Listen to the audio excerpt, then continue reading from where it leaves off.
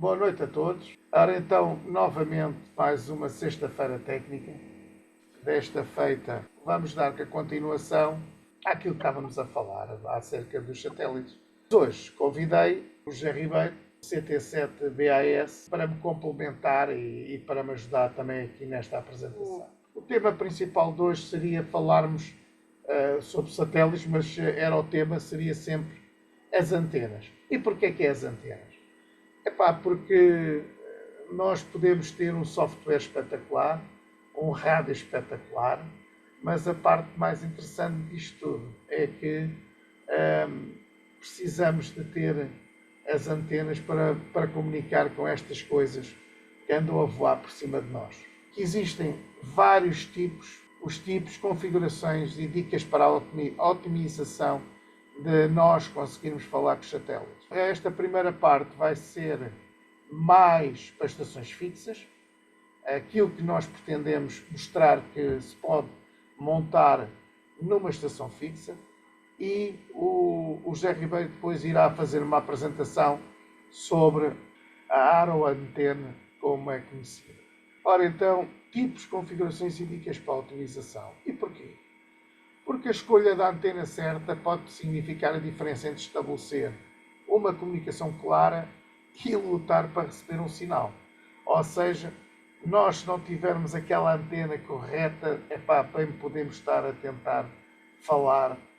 Os satélites têm que estar mesmo em cima de nós para nós conseguirmos falar com eles. Senão não conseguimos. Não temos capacidade para isso. Embora, nos tempos que correm, há um tempo para cá, tem-se notado que há determinados colegas que estão a conseguir, com as suas antenas não direcionais, mas omnidirecionais, conseguir fazer os seus contactos quando a ISS está aqui junto a nós. E os tipos de antenas para se montar no retorno. Ora, hoje iríamos falar numa instalação fixa com um rotor que possa ter os dois eixos, ou seja, o Y e o X, ou seja, a elevação e o azimuth. Nós só conseguimos isso com antenas direcionais.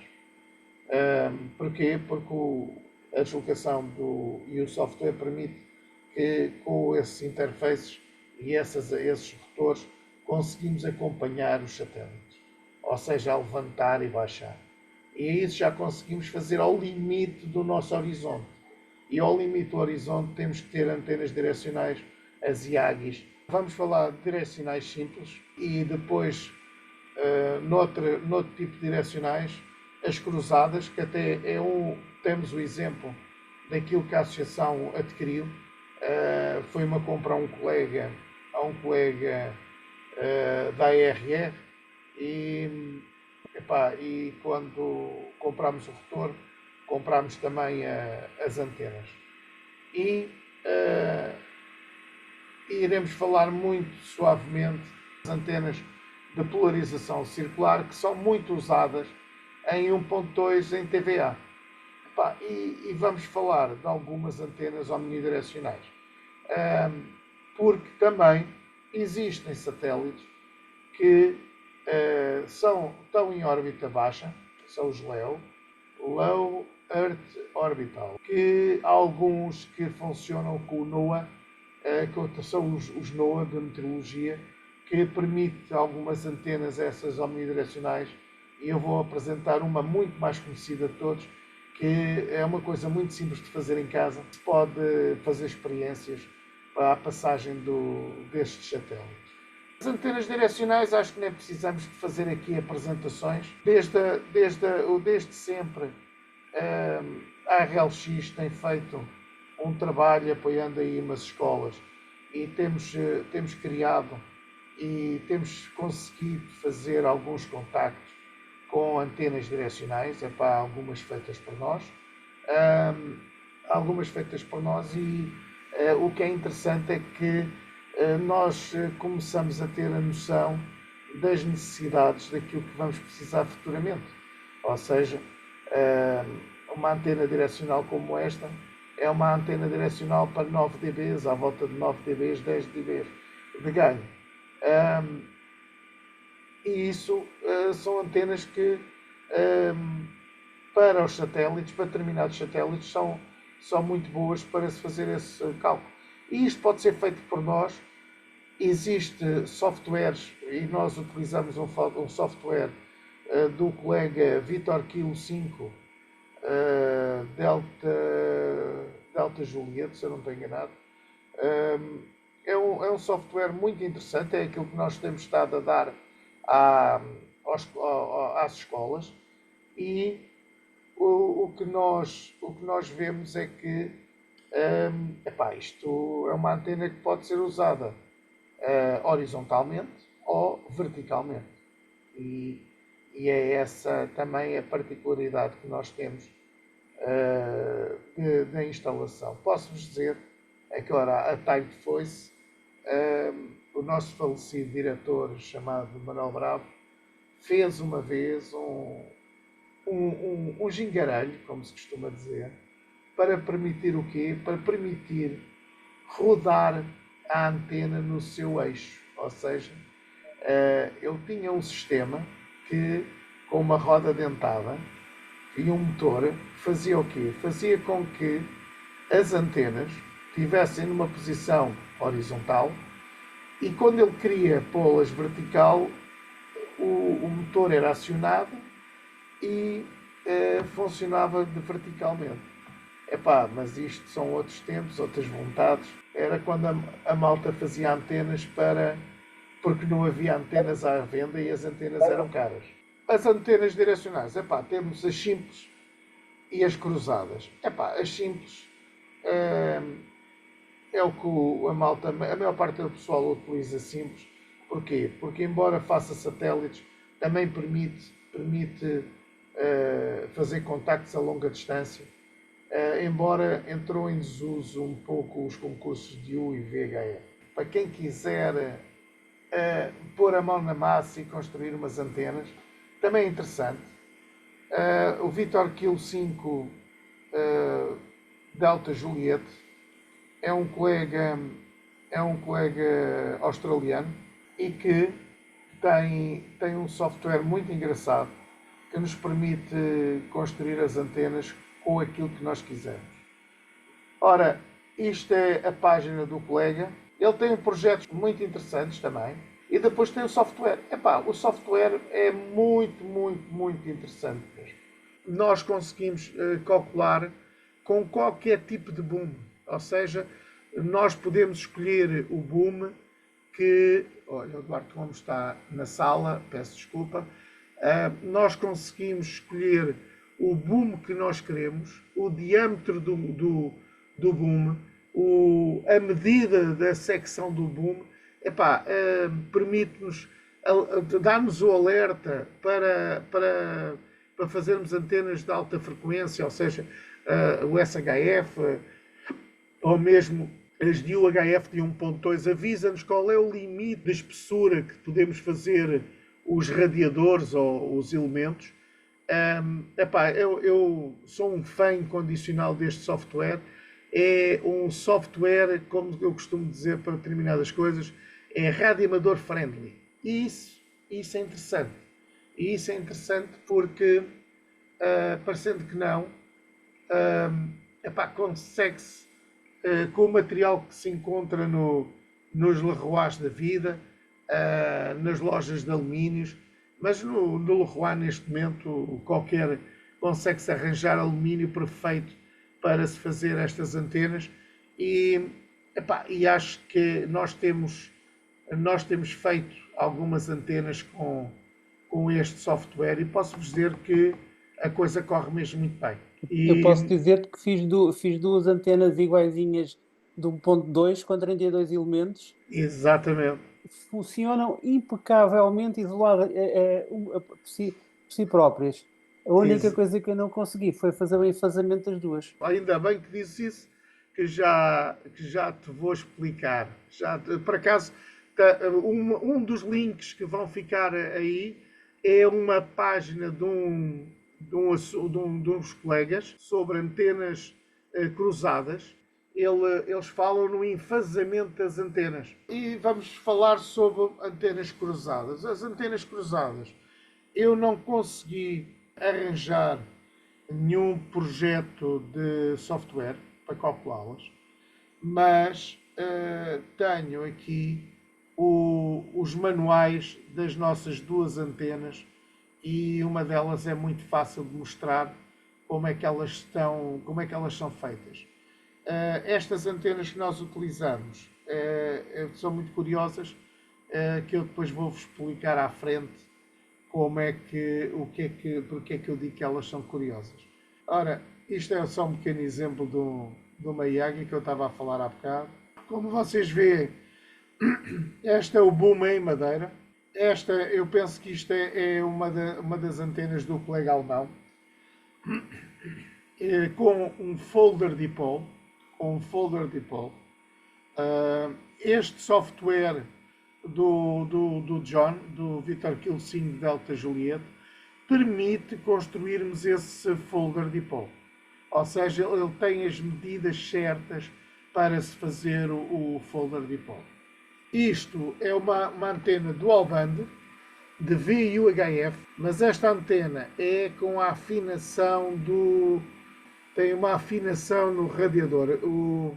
E eu não podia deixar de apresentar o trabalho que nós apresentámos não só aos escuteiros, mas também quando somos convidados pela Ciência Viva para fazer algumas apresentações e algumas brincadeiras com os jovens na Ciência Viva. Como vocês veem, isto é uma antena para 433.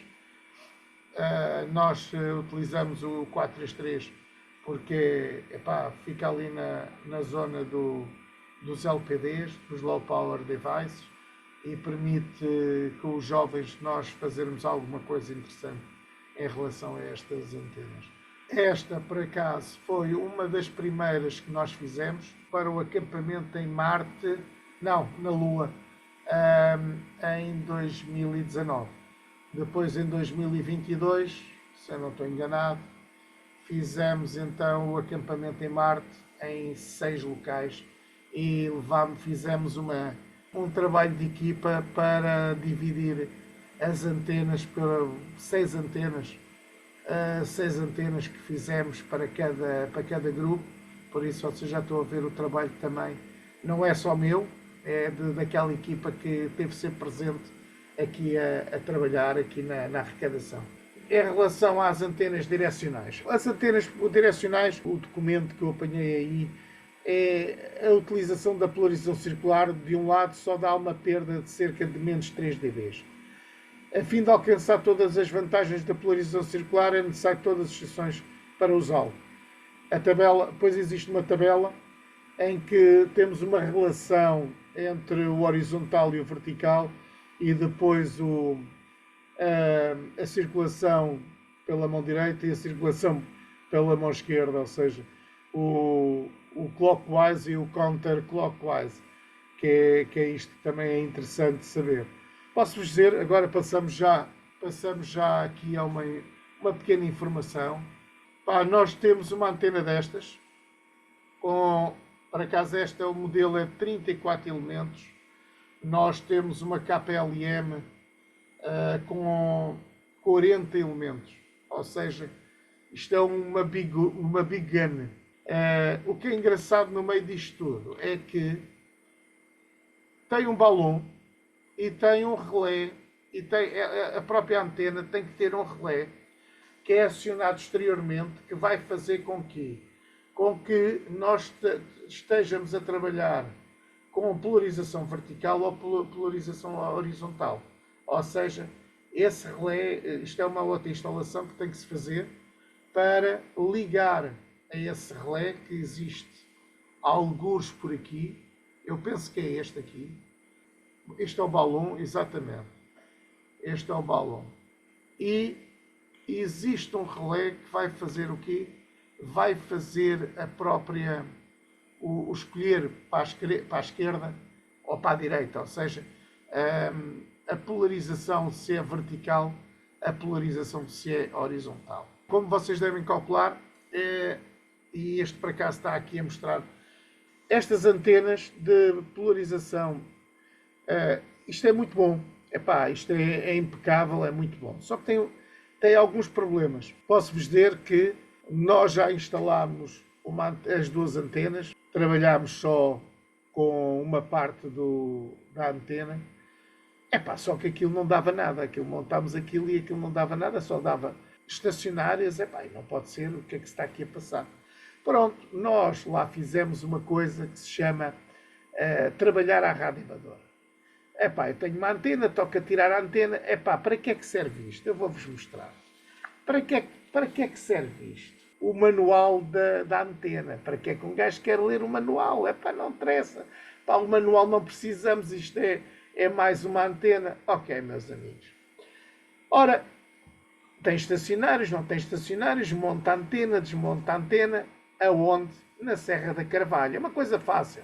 Passado 2 meses, epá, eu tenho que descobrir porque é que aquilo tem estacionários, porque eu tenho que falar com o nosso colega que ele vendeu uma antena que não está a funcionar. Então toca de começar a ler o manual da antena. Então, e agora vamos lá saber se algum dos colegas descobre porque é que as antenas, quando estavam montadas no mastro, estavam a dar estacionárias altíssimas. Estas antenas têm que ser montadas em mastro de fibra de vidro, porque tem que haver um isolamento físico entre as duas antenas. E nós, ao fazermos a ligação dos dois booms, através do rotor, do eixo do rotor, ou seja, do boom, ou seja, um boom que está ali no meio, não é? Aquilo que está a fazer um curto-circuito às duas antenas. E isso nunca iria funcionar. Moral da história, meus amigos, temos que montar agora uma torre, lá em Sapadores, para pormos a antena de 40 elementos e a outra de 14, a de V é de 14, a de U são de 40, e tem que se montar o sistema. O que é interessante também de se falar é que há a hipótese de fazer o enfasamento, como estava a dizer o Filipe, o enfasamento destas antenas. E eu vou passar este documento, que também está no link que eu vos vou mandar. Pá, como vocês veem, isto aqui tem muita coisa. E tem aqui então as helicoidais. Eu já fiz uma, mas só para recepção. E, epá, é um bocado esquisito. Pronto, agora vamos lá falar. Como vocês veem aqui, elas estão montadas, são duas antenas cruzadas, mas não estão nem horizontais, nem tão verticais. Estão cruzadas, estão em X. Que ele tem uma pequena vantagem e o motivo é simples. Crossbow metálicos não afeta a eficiência da antena, em contraste com o arranjo vertical-horizontal. Ou seja, se nós montarmos, como se vê agora aqui nesta, mas estas antenas, eles estão a utilizar o crossbow, ou seja, o boom das antenas metálico. O que estas antenas que eu tenho aqui, e as que a associação tem, não permite utilizarmos os booms metálicos. Tem que ser em fibra de vidro. E aí é que nós já podemos utilizar as antenas que nós temos, estas da KPLM, como antenas ou direcionais cruzadas, mas normalmente assim, como estão aqui. Este documento, Filipe, ensina a fazer aquilo que tu precisas. O emparelhamento. É isto que tu precisas de fazer. Ou seja, inclusive o colega alemão, o Delta Q7, o colega alemão também tem lá algum trabalho deste. Aquilo que está a acontecer é que ao metermos as duas antenas, aquilo que nós estamos a fazer é, vamos tentar fazer com que o emparelhamento das duas dê os 50 ohms. Senão, não temos os 50 ohms. E é esse o problema. Por isso, tem que se ver qual é a impedância da própria antena e depois trabalhar com o sistema, como está. Então está-se a ligar cabos de 75 ohms a antenas de 50? Exatamente. Se nós tivermos 50-50, aquilo que está aqui a acontecer, tu tens 75 ohms, estes dois vão ficar 50 ohms. Vai casar com esta impedância aqui. Vamos lá ver se nos entendemos. Isto não é a resistência do cabo, isto é a impedância do cabo. A impedância do cabo, claro. Pronto. Exatamente. Nós temos uma antena que tem uma impedância, não é? A impedância à volta dos 28 ohms. As antenas, há algumas antenas funcionam. Eu vou-vos passar. Está aqui, 100 ohms. A dividir por 2 dá 50 ohms. Por isso, casamos já as duas antenas. Viegas, para quem não quiser fazer isto, já vende-se. Há empresas que vendem isto. Exatamente. Eles chamam isto arneses de. Como é que é? Em inglês é harness, eles chamam isto arneses. Inclusive, existe. Eu penso que é uma pena ter o colega francês já ter morrido. Existia também a medida para se fazer o enfasador. São enfasadores. José Ribeiro, são enfasadores. A Vimo vende esses enfasadores. Ou seja, são uma peça metálica que tem um determinado comprimento e um determinado diâmetro e onde se vai juntar as duas fichas para ligar e onde vai entrar o fio, o cabo principal. Chamam-se enfasadores e existem à venda na Vimo. Mas eles vendem também estes feitos em cabo coaxial, quer a Vimo, quer o colega do Antenas Amplifiers, ele vende estes arneses também para as antenas dele. Exatamente. Pronto, então ainda mais me ajudas. Pronto, para quem não quiser ter a paciência de cortar ali os comprimentos certinho. Como vocês veem, ele tem aqui as indicações, como é que não é, muito bem explicado, ok? De todas as maneiras, isto vai ficar também vai ficar no PowerPoint e para vocês verem, isto é um pequeno exemplo de pronto. E vocês, como podem ver, isto é a utilização, isto é o tal problema que eu estava a falar. Isto foi uma alteração a um rotor. Vocês vão reparar que ali ao meio está uma peça e garantidamente isto sobe e desce à conta dessa peça que está ali. Isto é um rotor de azimute e de elevação feito em casa. As antenas omnidirecionais. Aquilo que eu desde o princípio ouvi falar e eu nunca fiz nenhuma. Por acaso posso dizer que nunca fiz nenhuma. Só umas antenas muito conhecidas chamadas as egg baiter, ou seja, os batedores de ovos. Isto é um modelo, este é um outro modelo. Serve para quê estas antenas? Para receber satélites de órbita baixa, principalmente os NOAA. Consegue-se escutar os NOAA, os meteorológicos, com estas antenas. Uma é de VHF, a outra é de UHF. Ou seja, UHF, VHF. Eu vou-vos deixar aqui alguns links. Deixa-me cá ver. Delta Kill 7 Zulbraf. Ainda bem que está. Ora aí está ele.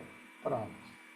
Vou interromper e vou aqui ao colega.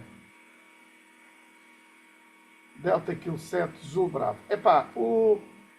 Quando eu comecei a inventar a construção das antenas,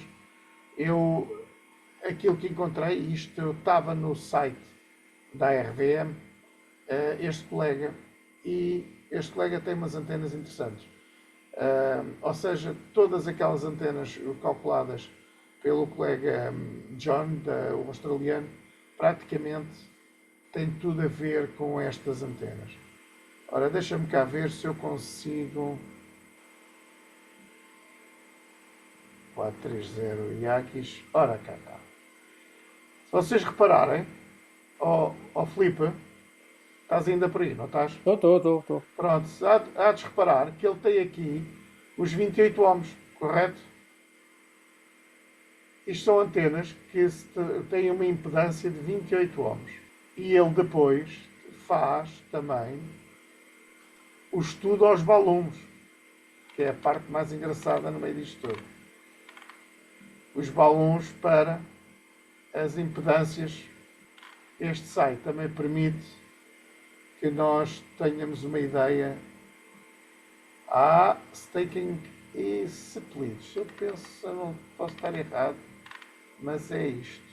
Eu acho que foi aqui que eu vi como é que se fazia o stacking, só que aquilo que por algum motivo ficou mal. Exatamente. É isso. Porque o outro colega australiano, inclusive, está lá o balloon que é preciso fazer. Exato. Para a antena, e como eu te disse, elas individualmente estão bem.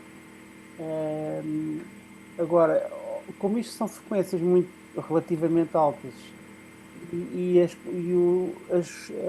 os milímetros aqui já contam. Muito. Isto aqui é os gamamatos. Pronto. Para pôr a antena a funcionar em que 28 ohms. Mas ajustando de 28 para 50. E depois é estas informações todas aqui, 2 vezes 75.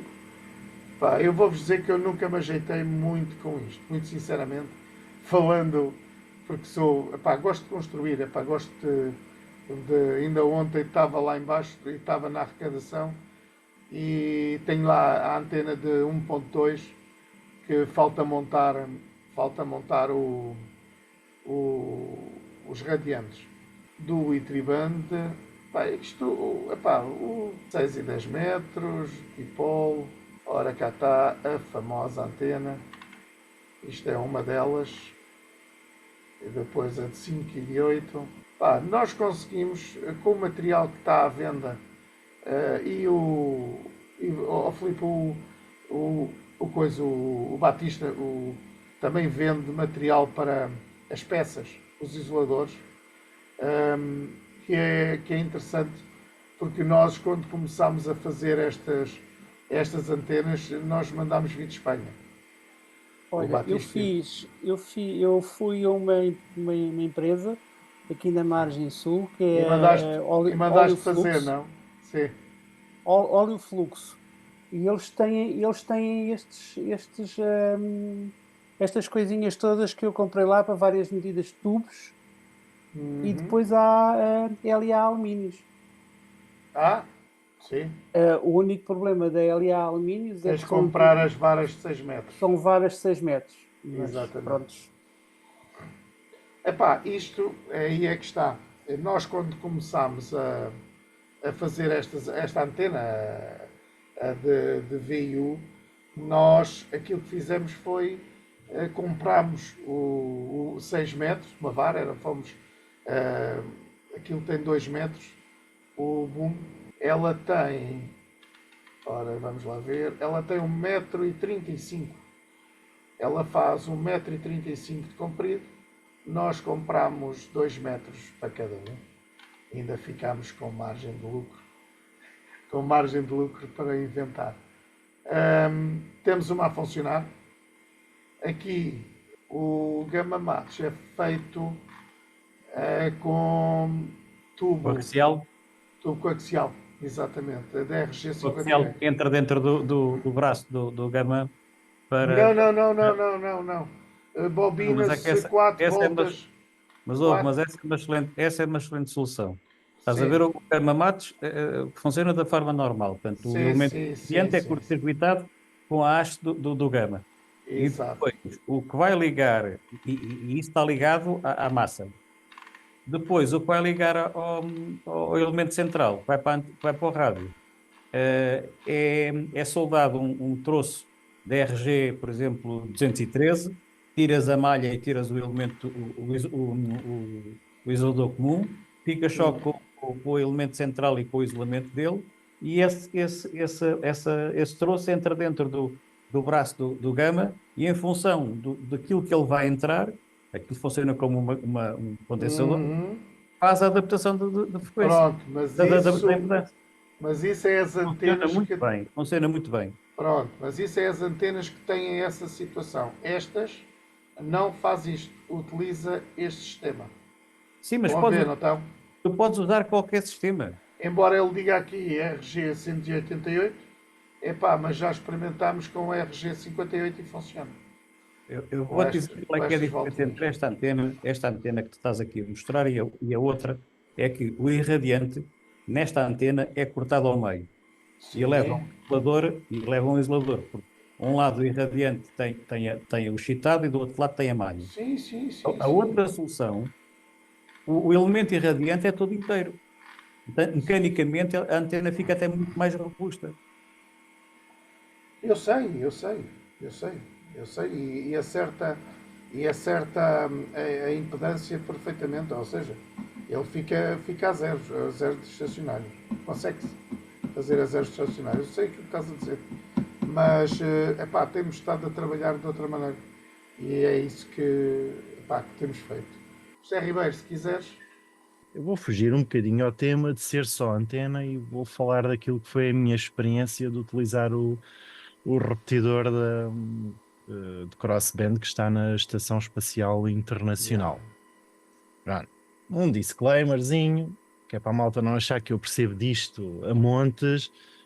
Isto foi uma experiência que eu fiz em 2 ou 3 dias e que só no último dia é que correu bem e fiz dois contactos e desde então a antena está desmontada na sacola dela à espera do dia que eu tenha aí vontade de ir outra vez para o campo fazer contactos através da ISS.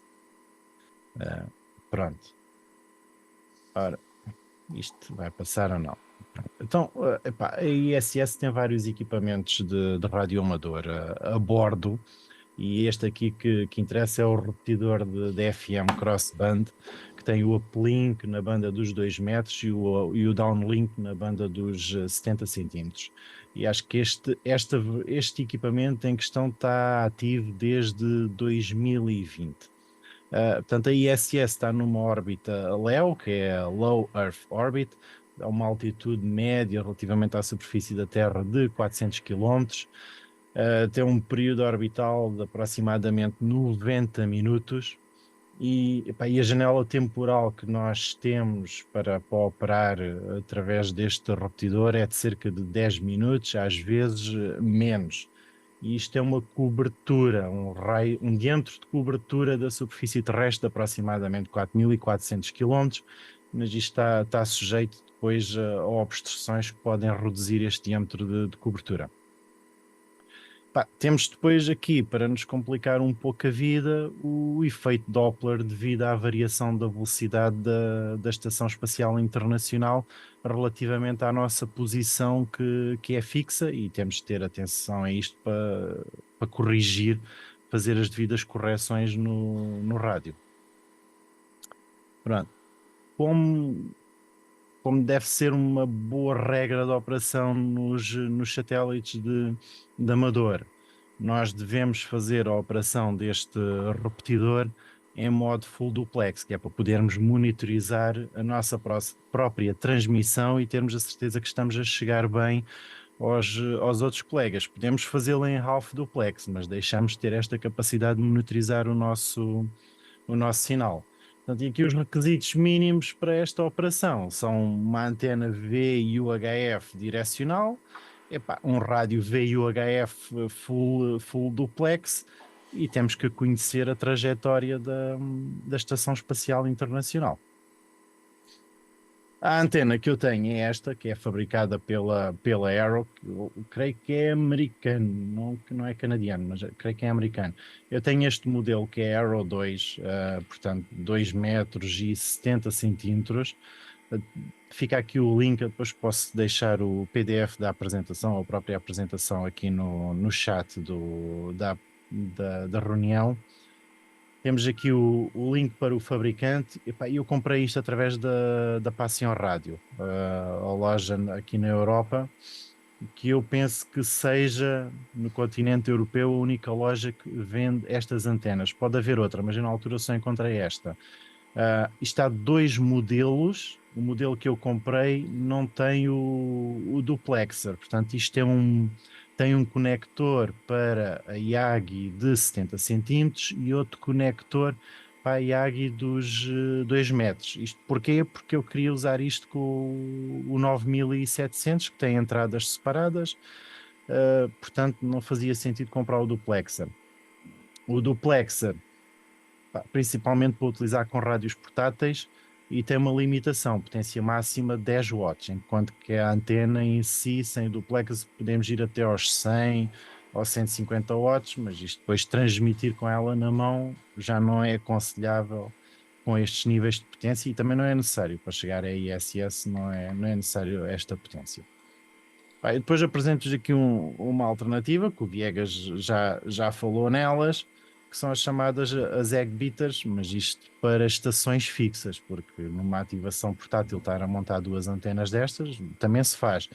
Então, inconveniente, perdem a direcionalidade, quer dizer que temos que utilizar mais potência para ativar o repetidor a bordo da ISS. Pronto, aqui um pormenor relativamente à antena. Para em campo não perder muito tempo a fazer o encontro das várias varetas da Yagi, eu etiquetei os elementos todos, portanto, os elementos de V1, para os encontrar, e os de U, o 1, o 2, o 3, o 4, isto foi feito com manga térmica própria, vem nas cassetezinhas das etiquetadoras da Brother, imprime-se isto e depois fica porreirinho. Pronto, relativamente à orientação, isto foi segurada com a mão, não, embora elas possam ser montadas em tripé e com uma montagem seguidora, eu não tenho essa montagem. Alguns colegas, em alguns sites que eu encontrei, davam a indicação de nós rodarmos ligeiramente a antena sobre o seu eixo. Não foi necessário. Eu utilizei nesta posição rodada assim a 45 graus sem qualquer problema. Ainda experimentei rodar aos 90 graus e não notei qualquer diferença na minha recepção. Relativamente à previsão das trajetórias da ISS, eu utilizei esta aplicação, o Whisky 1 Alpha November Tango, para Android. Por acaso desconheço se existe para os iPhones, mas eu, como não tenho iPhone, só tenho Androids, foi o que escolhi na altura.